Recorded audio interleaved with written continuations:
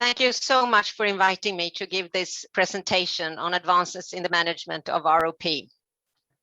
It is a true honor to be among the legends that have spoken before me.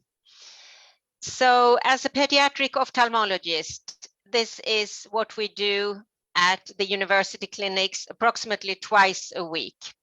We examine the babies for looking how the vasculature develops in the retina. Before the invention of the retinal photography, we used indirect ophthalmoscopy as this. By giving a dilating drop using a magnifying glass, we could see how the vessels grew from the back of the eye towards the lens. And in approximately 70% of the babies, it looked like this, what we see here, where you can see that the vessels grow perfectly normal from the optic disc towards the periphery. However, in about 30% of the babies, we see this. We can see an abnormal retinal vascularization, where we can identify the unvascularized retina and the vascular part of the retina. In another approximately 7 to 10%, we have to treat the babies. This is a baby with aggressive ROP that was very heavily treated with laser. And every yellow spot you see here is a laser burn on the retina. And as you can understand, this is a destructive treatment, but it saves the child from becoming blind. And of course, this baby will have a reduced visual field. And as we heard, ROP is still one of the main causes for childhood blindness. And approximately 20,000 babies become blind every year because of ROP. In Sweden, we have now since over 10 years had a national patient registry where every baby screened for ROP is collected. We have now more than 12,000 babies. And by doing that, we now know about the natural history of this disease. And as I mentioned, about 70% of the babies do never get any ROP. And about 30% do get some stage of ROP. And in Sweden, approximately 6 to 7% are treated. This figure varies dependent on the neonatal care the baby perceives. But as we also heard, we now save, or you as neonatologists, you save younger and more immature babies. And that results in more babies that get the severe disease that needs treatment. We have shown this in Sweden, and it has also been shown in other parts of the world where neonatology care is at its forefront. So why are we so interested in ROP? Why is ROP important for neonatologists? Well, I think most of you are aware that ROP is one of the strongest biomarkers for later outcome in these babies, especially neurocognitive and neuropsychiatric outcome.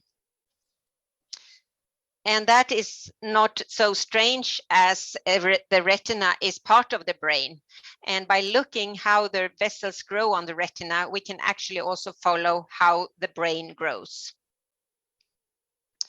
So this leads to the first question I have. What about ROP and its pathophysiology? Is it a vascular disease, a neural disease, or a neurovascular disease? Please vote.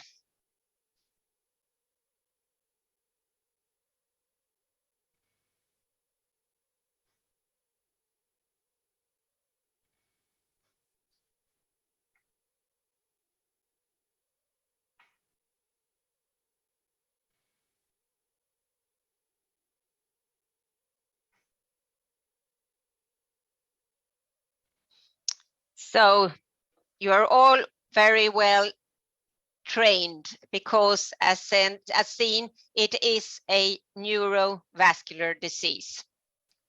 Before, it was mostly considered a vascular disease, but it is absolutely a neurovascular disease.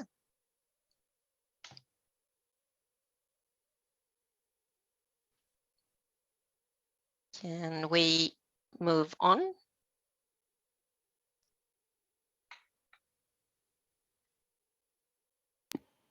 It seems as I cannot scroll on after this. Is it, ma'am? Let me just. You are not able to. Please try now. No. Yeah. No. It won't move forward now.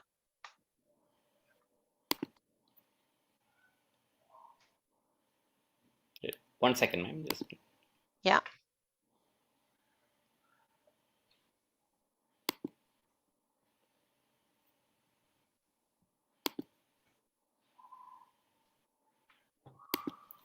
Can you try now, ma'am? No, nothing happens. I think that must have got frozen at that point, ma'am. Can you just stop sharing and again start sharing, ma'am? Because there is something I'm not able to do from here. Okay, so I stop sharing and I come back. Please again start sharing, ma'am.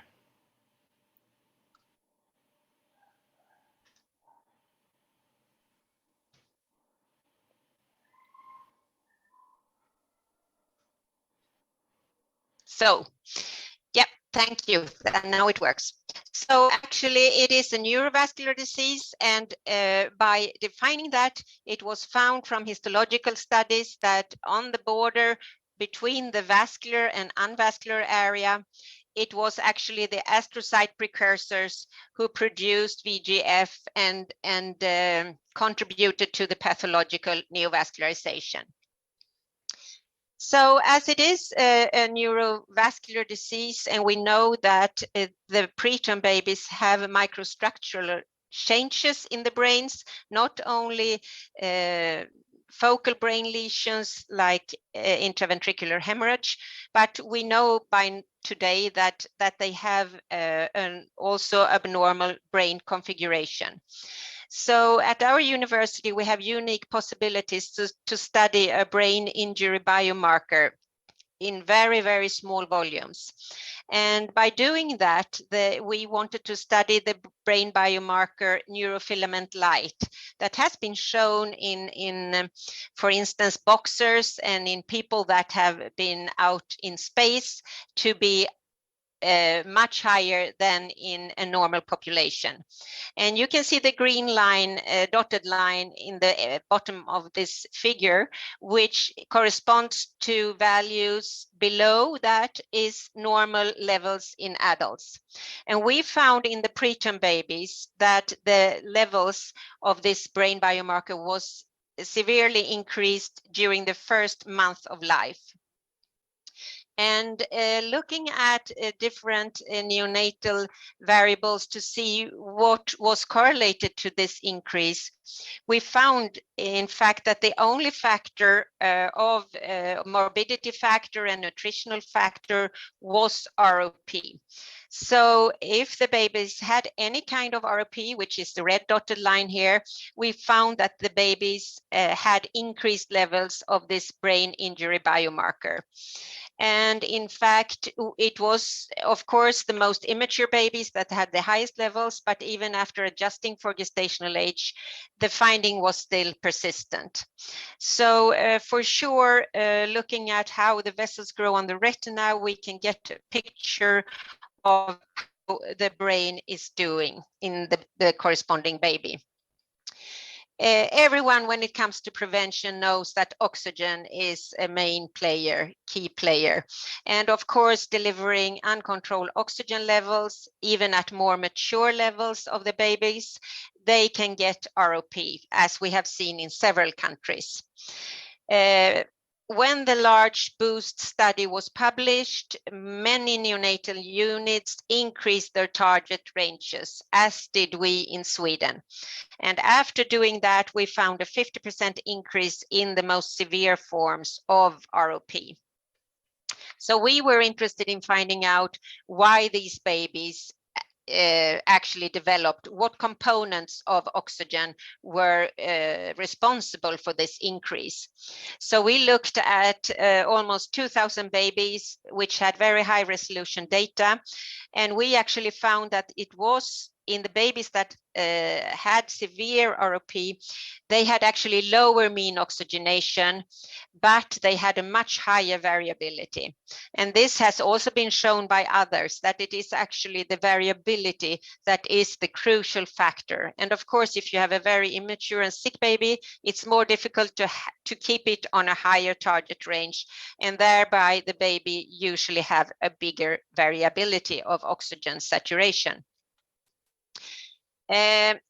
Today in Sweden and in many units, there is one standard for oxygen targets and oxygen delivery, independent of gestational age, of postmenstrual age, of sex, of if the baby has anemia or not, and of also regarding the proportion of fetal hemoglobin. And I believe in the future that this is a perfect area for personalized medicine, because all these factors we know contribute to how the baby is oxygenated. So I think there is a large improvement to be made here, but unfortunately, large randomized trials looking at these entities does not exist today, but it is really, really wanted.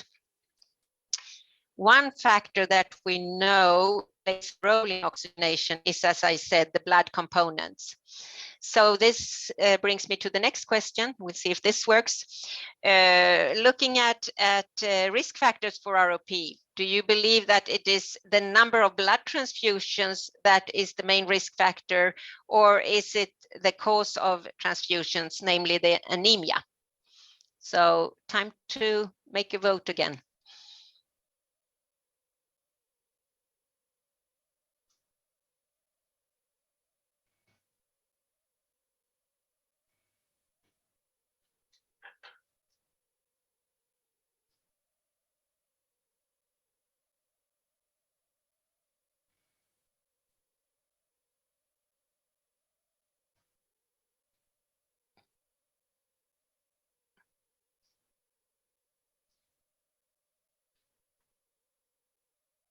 Okay, so I'm happy I can contribute a bit here, because actually looking at the literature, it is most of the time stated that it is the number of blood transfusions. However, I do not believe that is correct. It is rather the reason for blood transfusions, namely the early anemia. I think I have to stop share again and go back, because it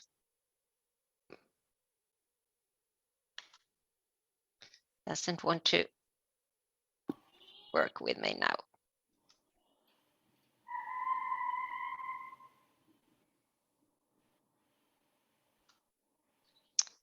Okay, so we did show a couple of years ago that looking at try to titrate out which was the most important, we found that very early anemia was the most prominent risk factor rather than the transfusions itself. And it is interesting that it is this early anemia that actually is associated with a retinal abnormal vascularizations months after this early low anemia. And we did a study in Sweden to try to figure out why the reason for anemia. And of course, that is multifactorial. But one very strong risk factor for anemia is the iatrogenic phlebotomy that is ongoing in the neonatal wards. And in fact, we were quite surprised when we found out that during the first 2 weeks at 2 university hospitals in Sweden, approximately 57% of the blood volume was lost because of iatrogenic phlebotomy. That would be corresponding to if any one of us would end up in the intensive care unit, and we would lose over 3 liters of blood. So it's a substantial blood volume that is lost. And one thing that is lost when taking early blood samples in these babies is of course the fetal blood components. And we were interested in looking at fetal hemoglobin, as that is for sure associated with oxygenation in these babies. And we found that the faster the baby drops in fetal hemoglobin, which is seen on the figure to your left, are the babies with any ROP, the higher, the faster that the babies drop in fetal hemoglobin, the higher the risk for any ROP. And here is the fetal hemoglobin week 1, the mean values week 1, and you can see that there is a drastic change in the risk for ROP depending how much fetal hemoglobin you have.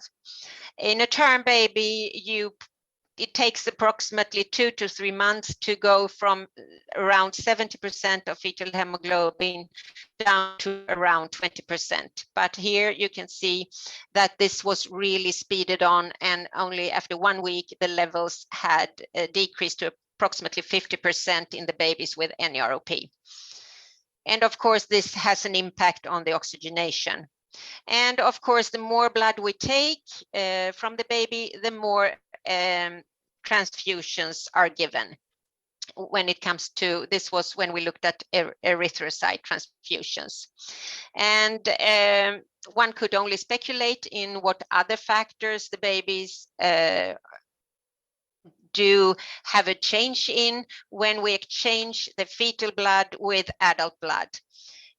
For instance, all the plasma that is given to neonates is from male donors, as there is a too high of a risk to give plasma from female donors because of the immunological reaction that might take place. And we know from studies that, for instance, sex steroids are tremendously different in the plasma that is given to these babies when compared with the female babies especially. So I was quite interesting to see this publication from September this year that actually had looked at the sex of the donator when it came to red blood cells. And in fact, most neonatal morbidities, except from ROP, had a reduced frequency when the donation was from female red blood cell donors. So it seems as it has an impact from where the in this case red blood cells are coming, but probably also the composition of the plasma of the babies that when they are being transfused. So this led us to starting to speculate whether we actually could transfuse rather erythrocytes from cord blood rather than from adults.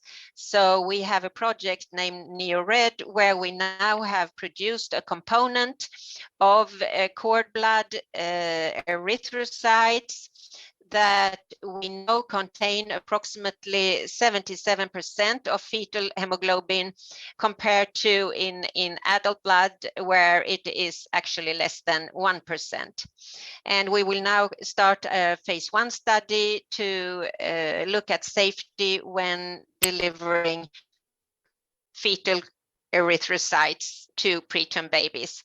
There are actually a couple of studies that has performed this without any safety concerns. So this might be one way to maintain at least fetal hemoglobin in these neonates. We have also shown that the levels of fetal hemoglobin is strongly associated not only with ROP but also with BPD. And looking at the proteome of extremely preterm babies, we did a pilot in 14 babies. We have now looked at 220 babies, and we have exactly the same findings, namely that most of the proteins associated with ROP belongs to the group of hematopoiesis, which again points at the importance of blood components when it comes to neurovascular growth in these babies, and of course also proteins associated with angiogenesis and neurogenesis, as well as immune function. So as we heard, we have also put a lot of energy into predicting which babies are at most risk, as we know that 70% of the babies we screen will never develop any ROP. So we are exposing these babies for stressful examinations, and lots of resources are going to this screening. So by focusing on the right patient at the right time, we could be more specific and then use the resources in an optimal way. And so far, most prediction models that are out there are using postnatal weight gain to predict severe ROP. We have now, thanks to a very, very good statistician working in the group, Aldina Pivodic.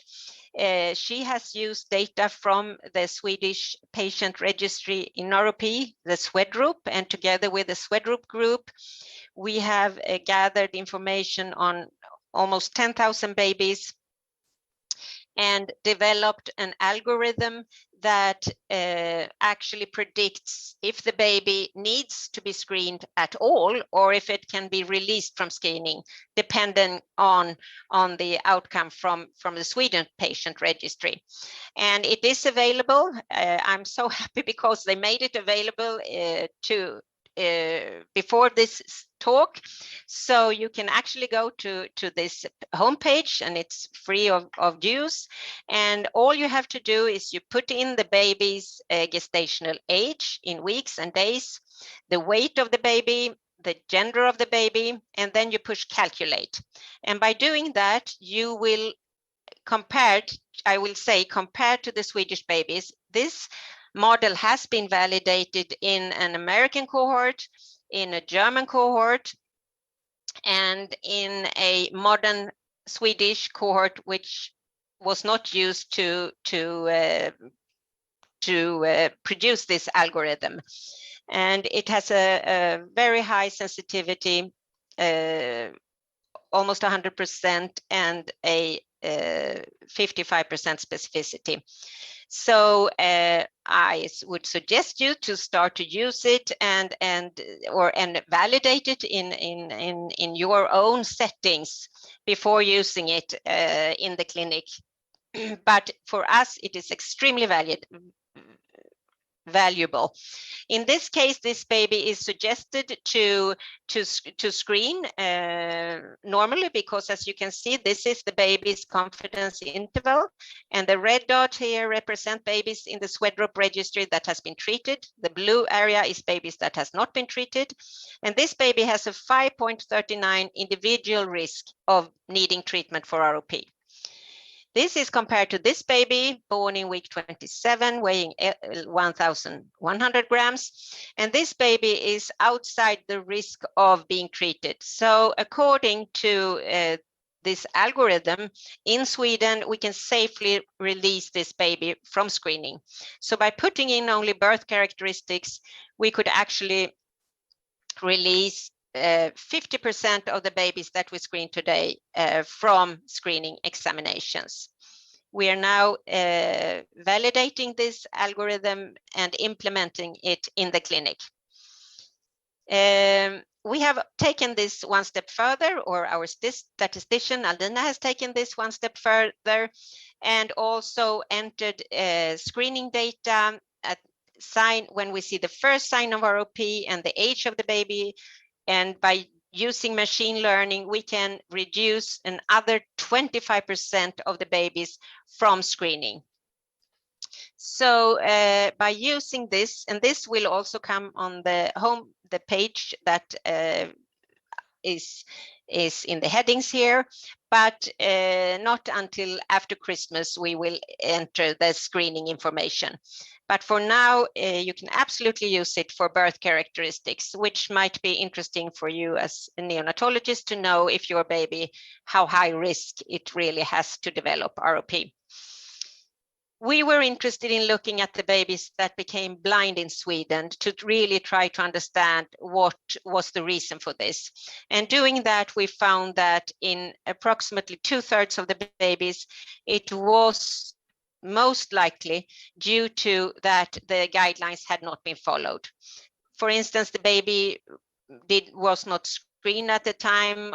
It could have been too sick, or misunderstanding of the information in the patient record, or it was not treated timely when it had signs of being treated, or it was not correctly interpreted, the findings of the ophthalmologists. So this has also been observed in other settings. For instance, in the Canadian network, they proposed that a standardized measurement has to be present in order to avoid unnecessary blindness in these babies. Therefore, we have constructed now a digital decision support screening tool where every entity has to be entered into this digital record in the right eye and the left eye. And by doing that, the ophthalmologist gets a suggestion when to screen again, or if the baby needs to be treated. It is also possible from this digital record to enter the data directly into the Swedish patient registry, which is a fantastic improvement in handling the clinical data. So as you also heard, we have become very interested in nutrition, and looking at nutrition, I wouldn't hesitate to say that the most important nutritional component is mother's own breast milk. And of course, the mother's own breast milk is, the quality of that is totally dependent on what the mother eats. And as we have seen that the components of the milk is really reflected in the intake of the mother's nutritional. And we have just finalized a study where we have looked at the brains in mice with different nutrition, and the offspring's brains when the mothers were given different nutrition, and especially different fatty acids, and the composition of the brain is very much reflected by the nutrition of the mother. So this is not a surprise, but it has to be talked about so we can give the mothers the best prerequisites for the if they deliver a baby preterm. And it is not about the full amount, but it is actually that any maternal breast milk is good. A component of maternal breast milk is, of course, fatty acids. And as seen in this slide, during fetal life, the mother is actively transporting arachidonic acid to the fetus all over the gestation. And this is especially during the 3rd trimester. And you can see the mother's levels here and the fetus levels here. And this is, of course, the molar percent, but it is higher arachidonic acid in the fetus. And when it comes to DHA, omega-3, this is omega-6. Omega-3 is especially increasing in the fetus and reduced in the mothers during the end of the 3rd trimester. And we know in the preterm babies that there is a drastic drop in these fatty acids after birth. Already after 1 week, the levels are much lower than during fetal life. And we also know that these factors are important factors for building tissues. They are responsible for about 60% of the retinal composition and the brain composition, and arachidonic acid is extremely important for most membrane structures. So we did first a trial looking at different parenteral nutrition and tried to give a compound with fish oil to see whether that would decrease ROP. We did not see any impact on ROP, but looking at the levels of fatty acids, we did see that in the babies with severe or any ROP, as in this case, that they had lower arachidonic acid levels. So it seemed from that trial that arachidonic acid was also important for ROP development and not only a DHA. And in looking in the literature, there are quite conflicting results. Sometimes it has been shown that omega-3s are beneficial, and in some studies that outcome has not been shown. So we performed a multi-center trial in Sweden giving an enteral composition of both arachidonic acid and DHA. Today, there is no parenteral nutrition that contains arachidonic acid and DHA in this composition 2:1. This is approximately the composition that we have during fetal life. And we did this trial in 206 babies, and ROP was the main outcome. And we did it in approximately, it took approximately 2 years, and we finalized the study in end of 2019. And we published our results in February this year. And we did see increased levels of DHA in the group that had this parenteral supplementation, actually from birth all the way to 40 weeks. And we started with 0.1 ml enterally, and it increased slowly to 1 milliliter in the end when they reached approximately 40 weeks. So we did see significantly higher DHA levels, especially in the end of the intervention. And we also did see increased arachidonic acid levels. And we were quite surprised by the finding. Of course, we had hoped for positive effects on ROP, but we did see that we could reduce severe ROP, which was the outcome, and that is ROP stage 3, or if the baby needed treatment. And the number of infants with severe ROP in the interventional group was reduced by 50%. And this was quite an impact on this treatment. We are at the moment now looking at the MRIs of these babies, and hopefully we will have the outcome of that examination in the beginning of next year. So then trying to do try to understand the relationship between arachidonic acid and DHA on ROP outcome, we did a secondary analysis that was just published, and we did see actually that the babies with severe ROP had significantly lower arachidonic acid levels. This is during the first 12 days, and this is during the first 8 days. And this is DHA. They also had lower levels.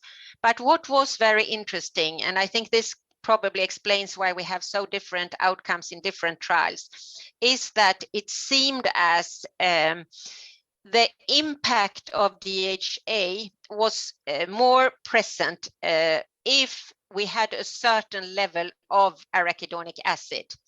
So if the arachidonic acid levels were below in our trial, in our setting, it was below approximately 7.7, then we could not see a positive impact of increased DHA.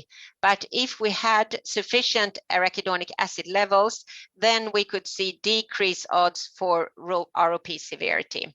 So it seems as a combination is necessary, and as said, a certain level of arachidonic acid is present for DHA to have its full action. So what about treatment? Well, as most of you probably know, laser has been the golden standard, but it is now approached by anti-VEGF. And when it comes to laser, we know for sure that the babies will have a reduced visual field sensitivity. We know that they have an increased risk of myopia. We know that most babies have to be put under general anesthesia. We also know that if it is correctly performed, there is a very low risk of recurrence. And we have control of long-term outcome. This is a trial, or it's not a trial, but it is a study that we just performed in Sweden. We looked at all the babies born below 24 weeks, as Sweden is unique in saving these babies. And we looked at it from 2007 to 2018, and 399 babies survived till 40 weeks that were, ridiculously low birth weight, as we heard before. And we looked at a number of infants that needed a second treatment after laser. And these are the 7 university hospitals in Sweden. And as you can see, the dark bar is it's a large variation of the dark bar, and that is number of babies that needed retreatment. So it seems as recurrence is dependent on how the babies are treated with laser. And then we did another investigation to look what was the reason for this. And I believe it is what you see here. It is if the babies is treating with laser and you have skip lesions. And we now know that in order to do a good laser treatment, you have to do RetCam in association with the laser treatment. And that is now being done in most centers in Sweden in order to identify skip lesions during the laser session, and then put laser spots so we do not have any skip lesions. And by doing that, I'm pretty sure that everyone can reduce the recurrence rate when doing laser. When it comes to anti-VEGF, and I've listed the different anti-VEGF drugs here, we know that the babies have less myopia. There are still not good trials to show how the visual field sensitivity is. I would like to stress that anti-VEGF does not act only on the vascular tissue, but also neural tissue is dependent on VEGF in order to develop. It doesn't have to be given under general anesthesia in all settings. We do it in Sweden, but I know there are many countries that don't do it under general anesthesia. And we do know that the babies that do get anti-VEGF, that they have a high recurrence rate. Approximately 1/3 of the patients will have recurrence.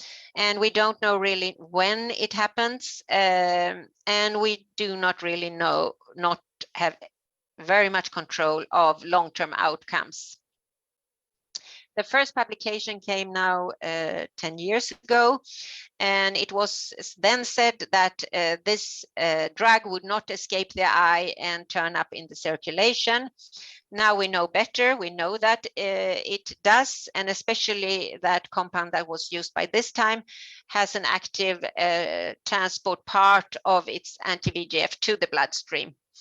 So there have been several publications regarding outcome and anti-VEGF, comparing it with laser.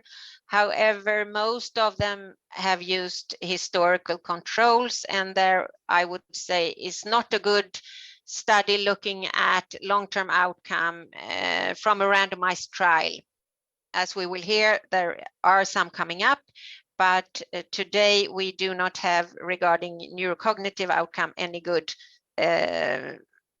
randomized prospective trials. In this publication from 2019, it showed higher mortality and poorer cognitive composite scores in the bevacizumab group. However, I would be careful looking at retrospective studies and the outcome of that. There was a couple of years ago a publication when a baby was giving anti-VEGF, and later the baby had a neck session, and this is the levels of VEGF in serum measured after bevacizumab was given. And this is 6 hours post-treatment, where you can see that the levels of VEGF drop dramatically. And it was suspected that this baby actually had neck because of the injection. But of course, that cannot be said for sure, but timely, it fitted very well. So there has been one large study, the Rainbow study, looking at, which is a prospective study. It was comparing 2 doses of Lucentis, which is the smaller molecule, which we know have a shorter half-life. And it was compared with laser. And the aim of this study was to have the drug approved for this indication. And this study was performed in 2000, and it was presented in 2019. So the drug had been used for many, many years off label. Looking at the outcome of this trial, the Rainbow study, there was a non-significant result on the primary outcome. It was shown, it was said that Lucentis was efficient and tolerable, but there was 1 death in the Lucentis group and 1 case of endophthalmitis.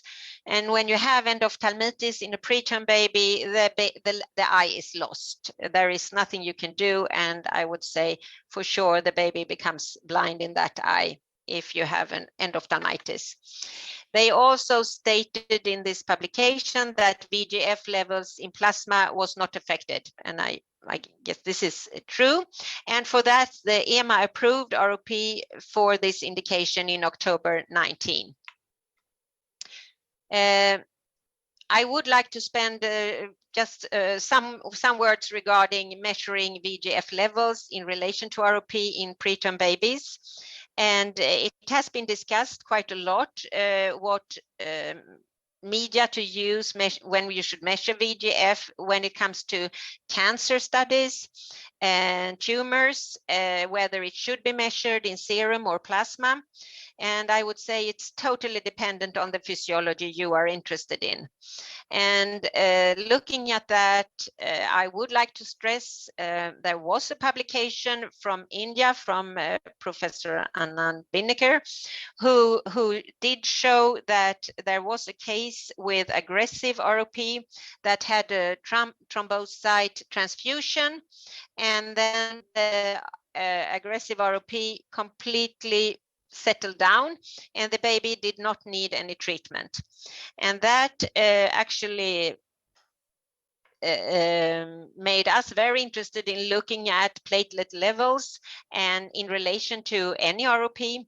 And we did find that the babies that had needed ROP treatment, not only aggressive ROP, but any ROP treatment, that they had lower levels of platelets, especially during the 2nd phase of ROP. So that would be from week 30 and onwards. Together with Professor Louis Smith, we performed an experimental part of the study where we actually gave mice platelets after they had been exposed to oxygen. And by doing that, we could see that the area of neovascularization was significantly reduced.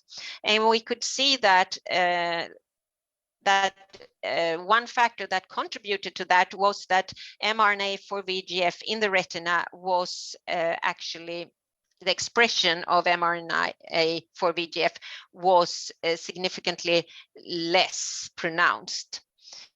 So it seems that platelets are important for this disease, and we have shown that there is a correlation between platelet level and VEGFs.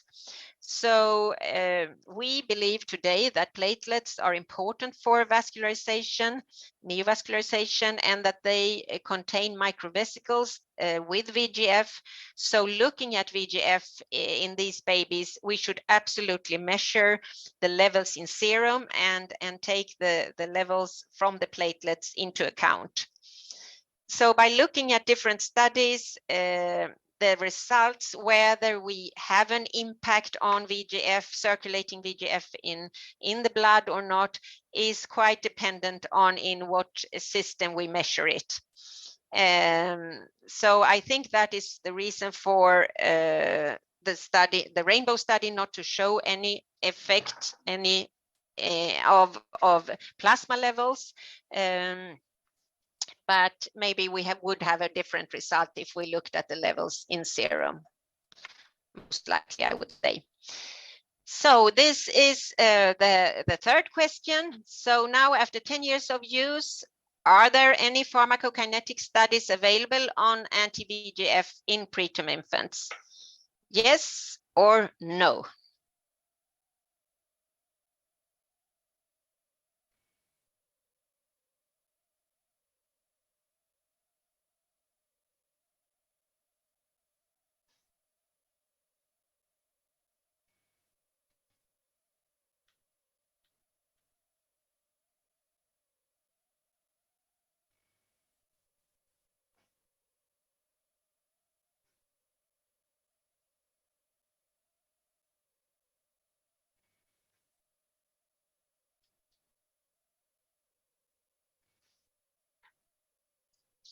So 50-50.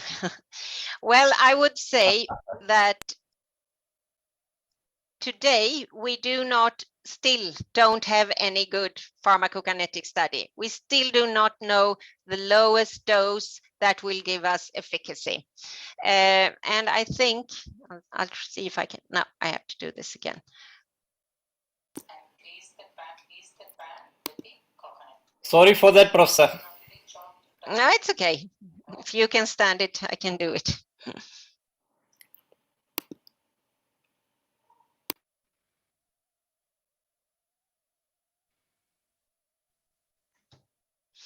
Okay, so there was a Cochrane review 2018, which stated that there are insufficient pharmacokinetic studies. We have no prospective long-term follow-up studies, and we do not know the systemic effects on different organ systems. So further studies are needed to assess this outcome. And I think this study, led by David Wallace in the United States, really reflects this whole problem. They are now performing an NIH-funded study where they are down to 0.6% of the dose that was used in the first study produced or published in 2011. And that study it has been shown that this dose is as efficient. So I think this really reflects the problem when you introduce a new drug in neonatology without doing proper pharmacokinetics to try to titrate out the lowest possible efficient dose, since this is a systemic exposure to these babies. So I am very, very happy that the regulatory bodies now ask for long-term follow-up of the studies performed. And that is the Rainbow study. It is also the study from Bayer, the Firefly study, where Eylea has been tested for this indication. And it is the low-dose Avastin study that I just mentioned. And actually, the first publication from the Rainbow extension study was published in August this year. And it demonstrated that the highest dose of Lucentis, that the babies that received that they had less myopia than after laser, 5% versus 20% after laser. And they also looked at growth outcomes and respiratory outcomes, and they could not see any significant difference regarding these outcomes. So I think this is reassuring. We are still awaiting the neurocognitive outcomes. And I'm very, very glad that, as I said, the regulatory bodies now ask for long-term systemic follow-up of these babies. So by saying that, what could be done today to prevent ROP? Well, of course, to sponsor the mothers to breastfeed their children. And of course, nutrition of the mommy is important. It is also important to try not to have too much of a variability when delivering oxygen to the babies. And think twice before you take a blood sample, or if possible, use micromethods. And naturally, infections lowering the platelets are not warranted, but that you know better than me. And of course, optimized nutrition for the babies. I still believe we do not know the optimal way to nutrient a preterm baby.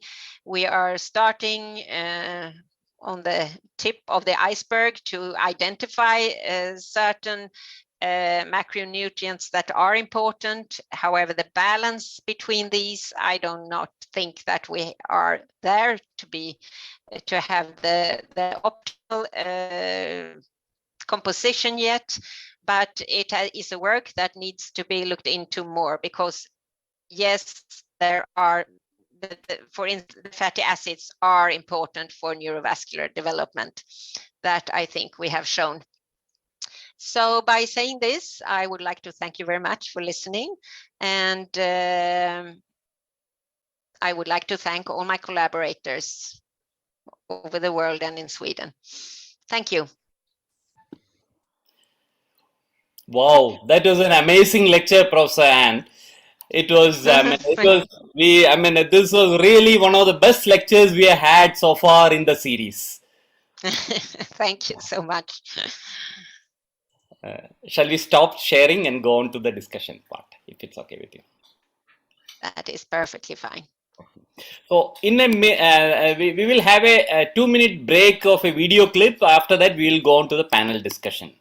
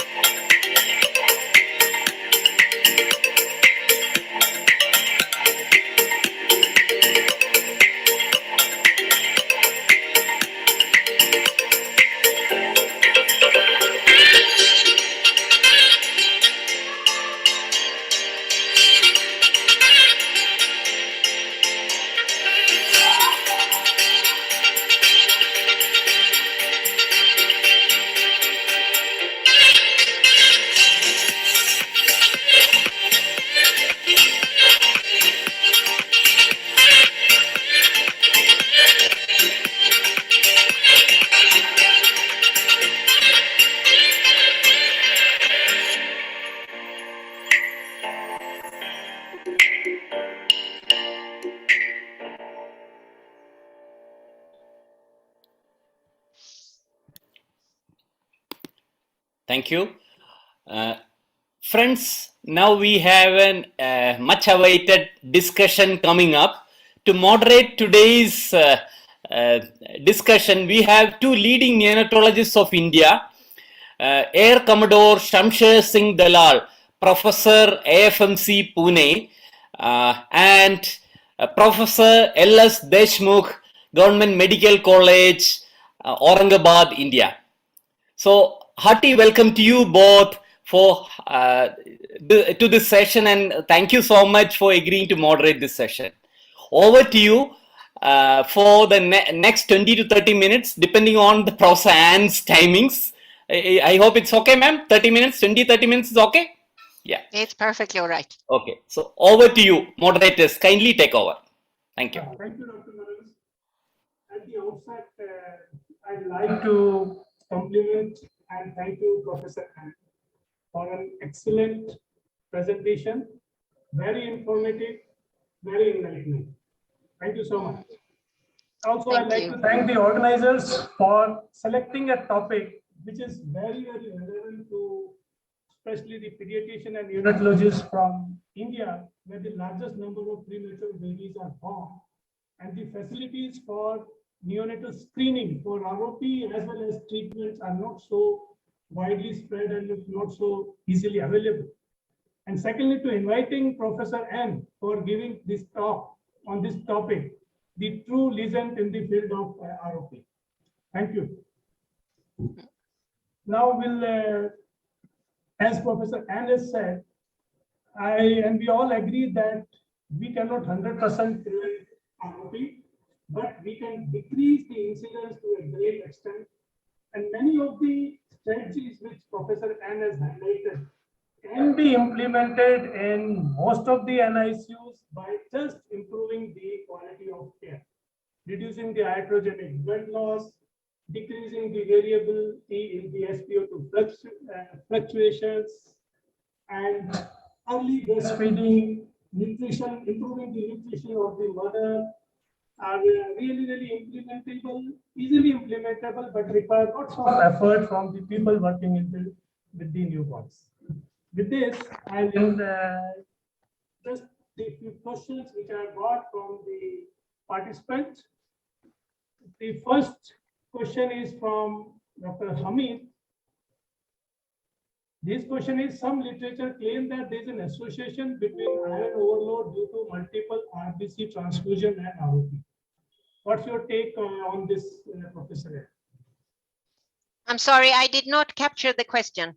Yeah, his question is that there is an association between iron overload due to multiple RBC transfusion and ROP. That means the effect of ROP of RBC transfusion on ROP, is it because of the iron overload, or it's just because of the presence of the adult hemoglobin which is causing more oxygen delivery?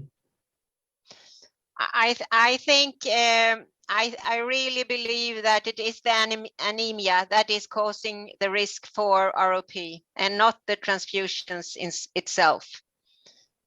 That is my my absolute conviction. But of course, there is where we have looked a lot at what happens when you transfuse the babies, and it really seems that the anemia pre-transfusion is the main risk factor.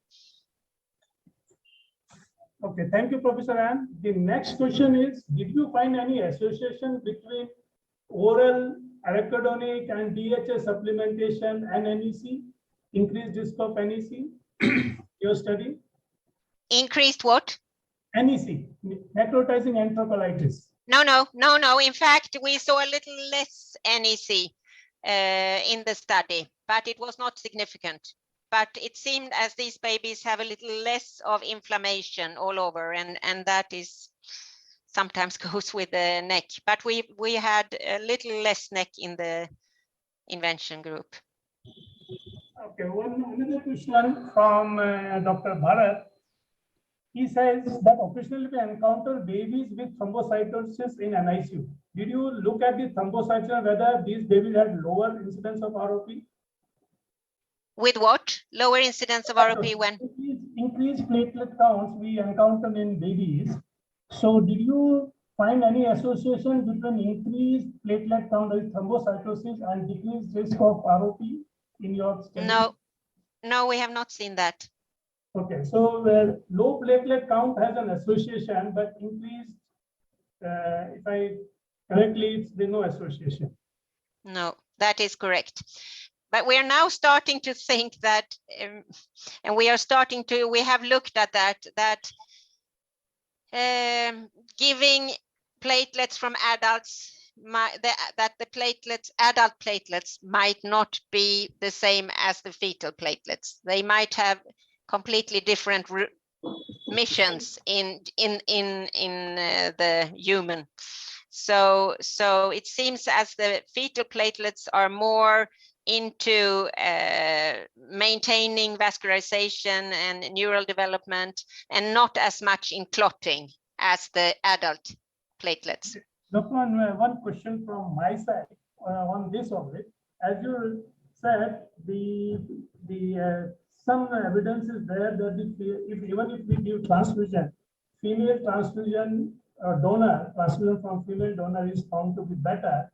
Do you recommend that mother's blood better than the other donors if the blood groups are matching? If I had a preterm baby, I would give them my blood. But I would also save cord blood to give to them the full blood. But that is only, I must say, this is more of a feeling thing than I can say that it is. I don't have scientific evidence other than that publication I showed you that it seems as other morbidities benefit from female cord erythrocytes. But I think it is interesting, and of course we understand that we have looked at different growth factors in plasma given, and it is a huge variability depending on who has given the plasma. And of course we know that, but I think we will be more and more aware of those things later on. Yeah, I just thought maybe mother blood will have more growth factors, maybe exactly transmitted across the placenta from the baby side or mother to baby side. Yeah. We had a very prestigious professor in neonatology 30 years ago who always gave the babies full blood from the cord during the first week, 1 ml, I think, and that was his belief, and they did quite well. Maybe the delayed cord clamping will help in reducing the delayed and reducing the transfusions requirement. Yeah. For further questions, I'll hand over to Professor Deshmukh. Yeah, thank you, Dr. Dalal. Good evening, everyone. Hi, and thank you, Professor Ann, for this great presentation. It was very insightful, and you could compress so much of information in a span of 45-50 minutes. And it was very aptly organized by the organizers for the pediatricians and neonatologists. You might be interacting with other ophthalmologists, but for pediatricians and neonatologists, it was very enlightening for all of us to refocus on the ROP. Because what we have found recently of late, in last 5-10 years in India, as the expansion of neonatal care to the peripheries at the district places is happening, through the government programs as well as through the private hospitals, more and more babies are surviving. And we are facing this extra burden of ROP, which is unrecognized. And now in India, at district level, there are almost more than 700 SNCUs, which are called as sick newborn care units, which provide level 2 care, where they manage babies with oxygen and maybe CPAP, not ventilating. Those units are not ventilating. But the biggest issue and biggest challenge for us all is screening the babies and not missing the babies, which is not happening at present. It is happening in bigger hospitals In public hospitals, I am speaking in some of the private hospitals, but it is not happening regularly. And as you know, India and China, they have largest number of births per annum. And we have very high burden of premature births and very high need of babies needing this ROP screening and treatment. But on the top of that, ROP is such an area where very few ophthalmologists, forget about pediatric ophthalmologists, very few ophthalmologists are interested to become a ROP specialist. And by some recent literature and recent data, there are just around 200 retinas or ROP specialists across India. With such a huge burden, there is a dearth of ROP specialists, but there are few initiatives which have happened over last 5-10 years with the use of telemedicine or tele-ROP by the use of RateCam, and some pilot projects were done, and subsequently some of the centers have adopted that model. So some screening is happening and some specialist opinion is reaching to the peripheries. But it needs a lot of improvement. But your talk was focused more on prevention, so that I appreciate very much. Second thing I appreciate is you focused more on anti-VEGF therapy, which is also well appreciated. And so wonderful lecture. Once again, thank you, ma'am. I take up next question.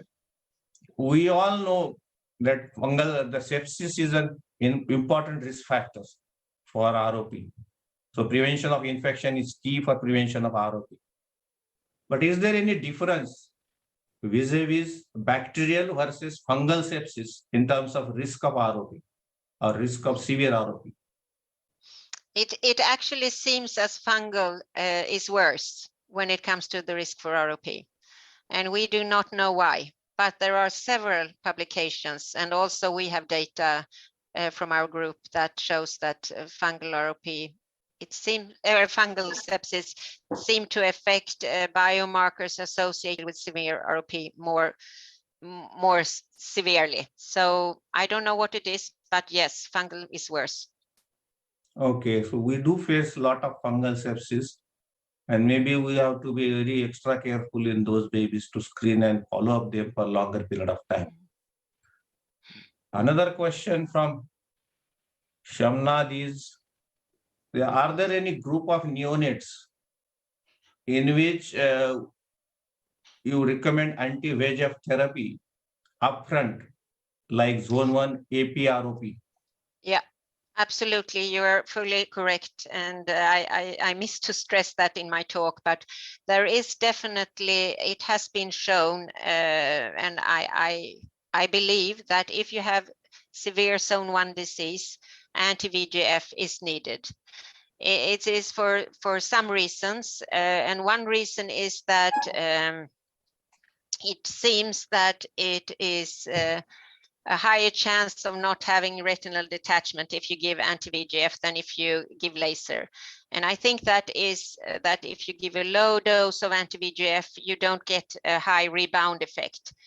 If you give laser, you do get quite a severe inflammation, and that might give a second rebound.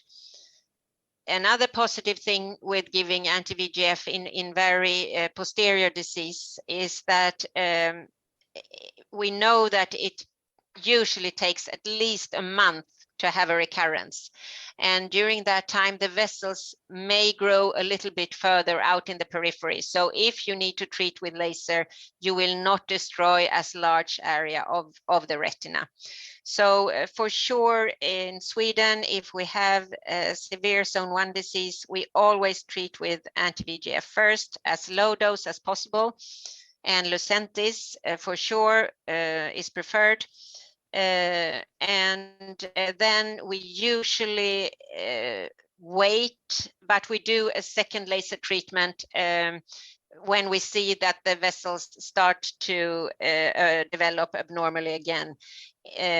Because if we wait too long, we do it between a month, 4 to 8 weeks after the first anti-VEGF treatment.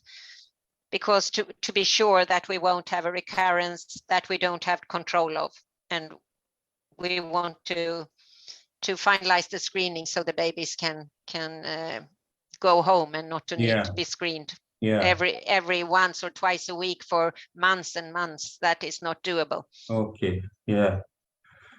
And related question I just want to ask is, in Sweden or across Europe, is Lucentis preferred over the Avances? Or is there any head-to-head comparison? Bevacizumab versus ranibizumab? Bevacizumab is not accepted for ROP, so there is no indication for Avastin. Therefore, bevacizumab is the anti-VEGF drug given these days in Europe mostly. Is it always an unlicensed? Is it still unlicensed and off-label?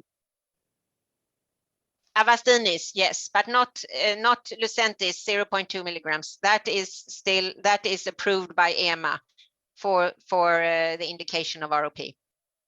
But are there any concerns with Lucentis about crossing the blood-retina barrier and causing some more problem with the neural development or cognitive development?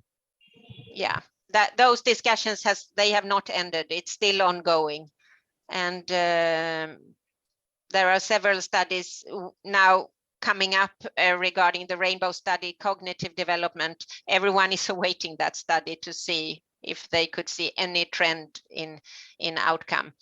We have looked a little bit at in our patient registry, and this is very preliminary data, and I would not, be very sure about it. But it seems that we do get a little bit of different outcome when we use laser and anti-VEGF. And it might be that one causes more inflammation, the laser, and that might be more related to neuropsychiatric outcome. And maybe the anti-VEGF is more related to neurocognitive outcome. But that is only a theory and hypothesis. But we have to remember that they have different actions, and different actions affect the brains in different manners. And I think we in the end, we will see this, that it is not as easy as we would like it to be, but it might be that we get different outcomes. Right. Yeah. So thank you for that. Dr. Dalal, can you take over? You are muted. Please unmute yourself. Yeah, Professor N. The next question is from Dr. Akash.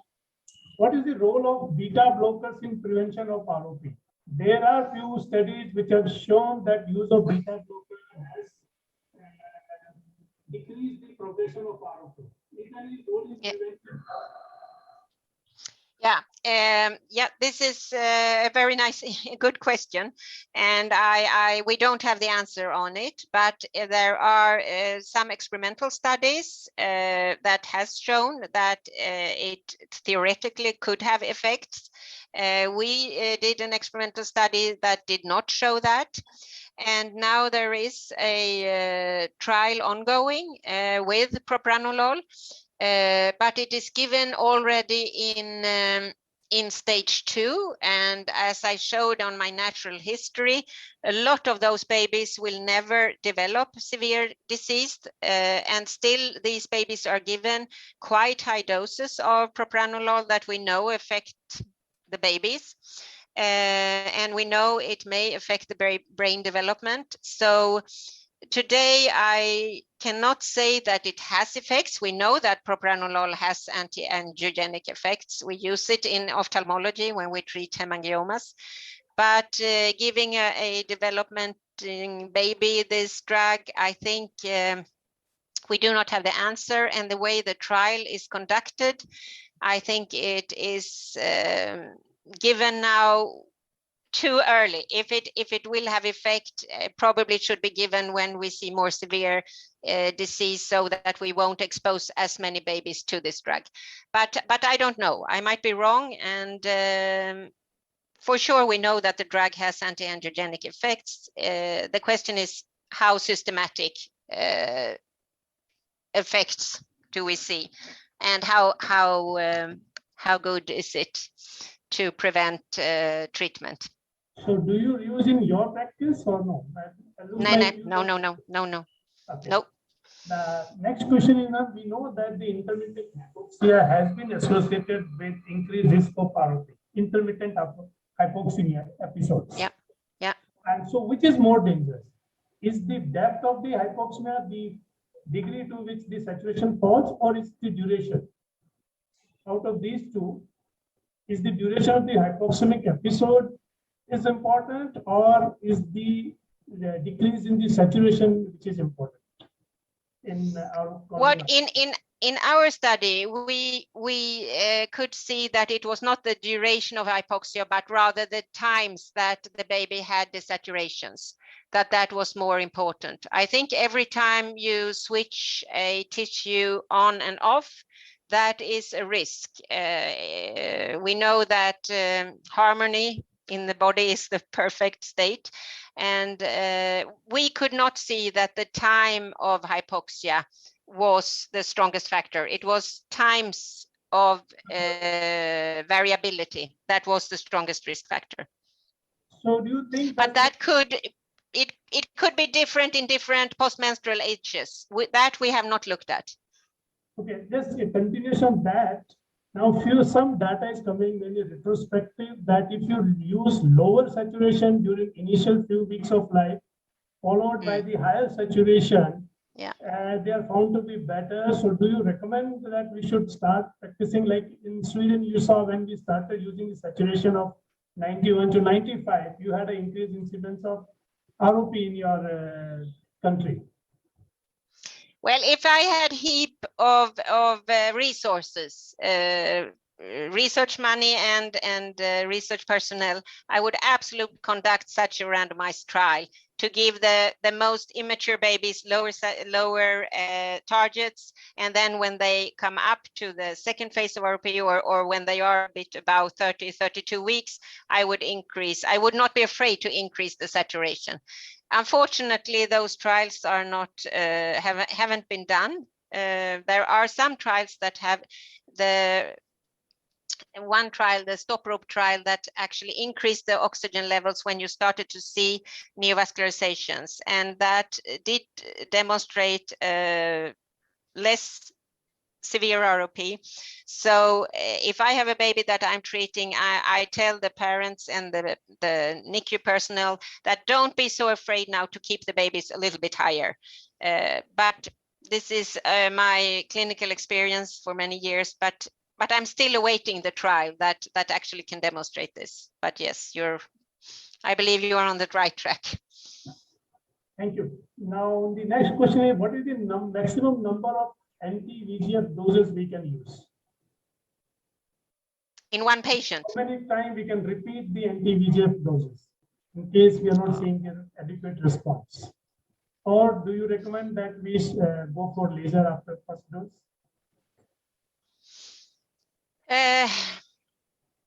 If we have a very severe case in Sweden, we always start with anti-VEGF, I would say, if it is a very central disease. I think now, well, there are, of course, I also believe that the different compounds have different, as they have different half-lives, they might be different efficient. I don't think we can say any number that is a maximum number. In my setting, we have never given more than 2 doses, but I cannot say that is the maximum. I think that has to be judged by the treating ophthalmologist together with the neonatologist.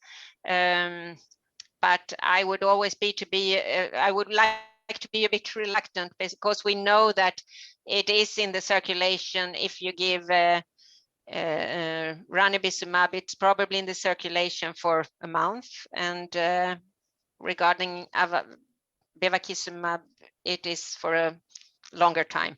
So I would be careful, and if it doesn't have effect, the first dose doesn't have effect, and not the second either, then I would of course go for laser, because then I don't believe the third dose would have effect either.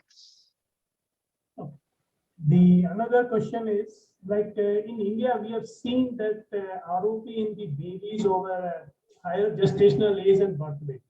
And because of that, our NNF, National Neonatology Forum, is recommending screening baby up to 34 weeks and birth weight of 2,000 grams. So what do you think is the reason that these larger babies or more gestational age and the more birth weights are developing ROP in India? Well, if I just guess it, I guess it is the oxygen is to be blamed, because that is what we see from other settings. I have a difficulty in understanding that it would be nutrition or inflammation. Of course, some mothers of India might also not be so well nutrited, so that makes these babies a little bit more prone to have less vascularization later in gestation. That could be one reason, but if I was to pick one factor, I would say that you should look into oxygen delivery in these babies. And a larger proportion of our babies are IUGR. Yeah, exactly. Babies. So yeah, that may also be contributing. Yeah, that is what I think, that we have seen that if the biomarkers that we know are associated with ROP, if they are really low at birth, then these babies have a hard time to catch up.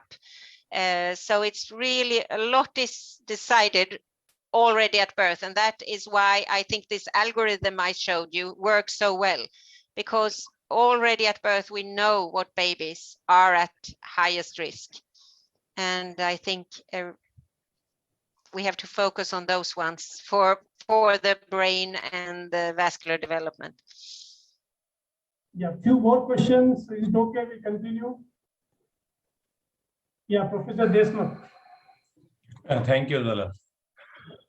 So, continuing with our questions, is there any role of erythropoietin or iron in the development of ROP?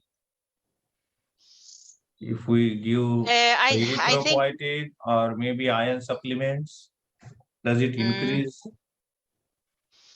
I think with the erythropoietin, it's dependent a little bit where in the phase of ROP it evolves. So I think it is again the reason for why we see increased levels of erythropoietin in some babies with ROP. It's because of the anemia that probably drives the increase of erythropoietin. So far, it has not been shown that by giving erythropoietin you could decrease the risk of ROP. In fact, in some studies, it has increased ROP. And I think if you give erythropoietin later at higher postmenstrual ages, I think definitely there is a risk for increasing ROP. Yeah, right. Just another question related to oxygen targeting in your unit. In cases where there have established ROP, what are the oxygen targets? We don't change the targets. They are the same for every baby, independent of ROP stage or gestational age and postmenstrual age. So they are now between 91 and 95, I think. They are following the boost criteria. Yeah, 91 to 95. Yes, 90 to 95. Yeah. Right. 90. Yeah. So it is same, irrespective of the ROP status. Yeah, thank you. It's just that I recommend the parents not to be so careful, because in most hospitals now the parents take care of the babies when they become a little bit older. So I just advise them not to be so careful to put down the oxygen delivery to the babies, rather to keep it a little bit higher. if I Yeah. see that ROP starts to develop. Yeah. Even after treatment, laser or anti-VEGF treatment, you maintain the same saturations or you alter? When we give anti-VEGF treatment, Yeah, anti-VEGF or after the laser therapy, do you continue the same saturations or different targets? no, the same saturations. Okay. So one more question. It's related to, I guess he is asking about hypoglycemia. If it is treated in extremely preterm babies, does it increase the risk of severe ROP? Because hyperglycemia and hyperinsulinemia is one of the risk factors. Absolutely, that is very much true. We have seen that hyperglycemia is associated with ROP, and also we know that in babies with hyperglycemia they have lower IGF-1 levels, and they are mostly more IOGR babies. And it is the question is what is what, and we know that some of the fatty acids are associated with the metabolism, the glucose metabolism, and I don't think we really know what is what, but definitely we know that early hyperglycemia is associated with an increased risk of ROP. Yeah, right. So one last question. What is your experience regarding neonatologists or pediatrician instead of ophthalmologists doing the screening with red cap? In Sweden, it's mostly the ophthalmologists that do the screening, but we do have in some settings neonatal nurses that do take the images, and the ophthalmologists look at the images. So I think this could be a good person that take good images, could have any background actually. It's all about technique, and I think the important thing is that the images are interpreted by a knowledgeable person, but that can be done from distance. A lot of this can be done from distance. So I think it's important to educate someone who has an interest in this, and then anyone could actually do it with a good interest. In India, in many centers, optometrists are doing the screening. The images are shared with the live or maybe shared subsequently, and they are interpreted by specialists. Started with the pilot project of Kidrop, and subsequently other ophthalmologists adopted that model. And it is working very well. So it needs little bit of training, and a trained optometrist or technician can do that. Yeah. But some of the And what nurses is are doing in that. I think that's very good, and we have to remember that the indication for treatment is really the central view, if the baby has plus disease or not, and that can, then it's not so difficult to take the images to get a good central image. Of course, we would like to see the ridge, but I think this is a very good way to have good screening, to take retinal images. Yeah, thank you. One last question before we finish, ma'am. Yeah, there is something called as hybrid ROP. Any comment on that? That terminology is recently being used. Hybrid ROP. That is actually the first time I hear this word. Yeah, that is what. Our ophthalmologists are telling that they are using this terminology in India because they are seeing cases where there is a plus features of plus disease plus fibrovascular bundle or scar somewhere. Simultaneously, plus disease plus fibrovascular ridge or proliferation. Okay. I must say that I feel a bit knowledge here, because this is not something that I've come across, the hybrid ROP. What is it, a central disease with plus disease with fibrovascularization, you said? Not necessarily central disease, but plus disease with an fibrovascular ridge or proliferation. And that has been recently, that terminology has been used in operational guidelines also, national operational guidelines of India. which were published in 2018-19. So it's not stage 3, it's more fibrovascular changes. Yeah, right. So would it be that the disease has gone a little bit long when you actually find it? That it could have been there for... Yeah, that might not have been picked up earlier. Yeah. Sounds, because on the description, I would, if I saw such a patient, I would say that this has been, it's been too long standing. You should have treated this patient prior to this morphology. But I cannot say because I haven't seen it. Yeah, that is not surprising, but because the follow-up is very erratic in many of the centers.